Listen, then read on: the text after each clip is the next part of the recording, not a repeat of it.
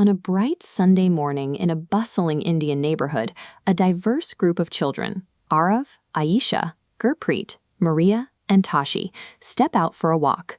They represent the nation's future generation, full of energy and ready to enjoy their local spaces. But as they approach the local public park, they hit an immediate contradiction. The entrance to this beautiful green space is surrounded by scattered litter, even though empty waste bins are sitting just a few feet away. The source of the mess is hiding in plain sight. Grown adults walk by, casually tossing juice boxes and dropping a crumpled snack wrapper right onto the pavement, completely ignoring the bins.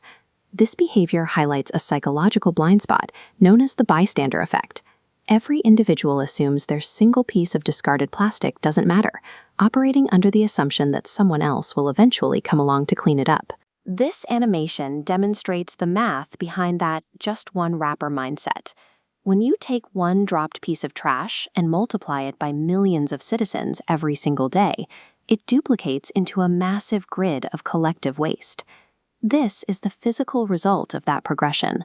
Our landscape ends up scarred by massive mounds of garbage, built by millions of tiny infractions. When citizens see these landfills or dirty streets, they instinctively point fingers. They blame the government or local municipal cleaners for failing to manage the exact same mess the public created. Top-down governance cannot account for the sheer volume of these individual choices. National cleanliness begins and ends at the street level. Back at the park, the children decide to change the dynamic. Instead of accepting the adult behavior, they step up, politely confronting a man who dropped his chips packet and asking him to pick it up. They roll up their sleeves and take the physical initiative themselves, bending down to grab the brightly colored litter and toss it into proper bins. This diagram illustrates a sociological concept called social contagion.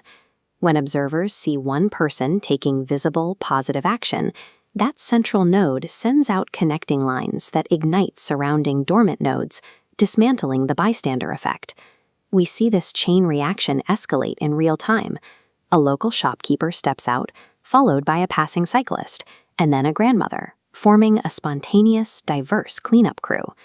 Leading by example provides a blueprint for others. It changes the immediate social standard, achieving a collective shift that abstract lectures fail to produce. To understand why this civic duty matters practically, we test the neighborhood against an environmental threat. A few days later, a heavy rainstorm hits the city, testing the clean side of the street against the side that remained littered. Looking at this photograph, you can see the mechanical failure caused by apathy. Unregulated plastic waste completely blocks the grate, physically choking the essential drainage architecture. And this image shows the immediate destructive consequence of that blockage.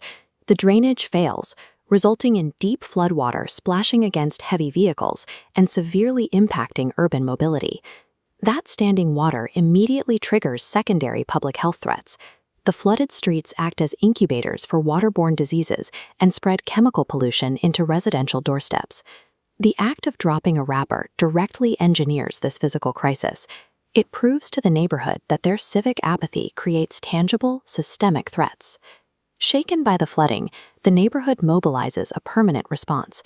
They organize a highly structured, community-wide cleanliness event to clear the drains and plant new greenery. The demographic makeup of this effort is striking. People of varying faiths, clothing styles, and traditions show up, with hands wearing different cultural bracelets working side by side to pack soil around new saplings. The neighborhood street functions as a shared commons. It's a microcosm for the nation itself, a space belonging equally to everyone who uses it. The requirements of civic hygiene bypass cultural, religious, and linguistic divides. Maintaining the local environment is a responsibility that applies uniformly to every resident. The participants recognize that environmental health is a communal asset. If one household neglects the street, the entire block feels the consequence. Looking up at the waving Indian flag, the lesson holds true.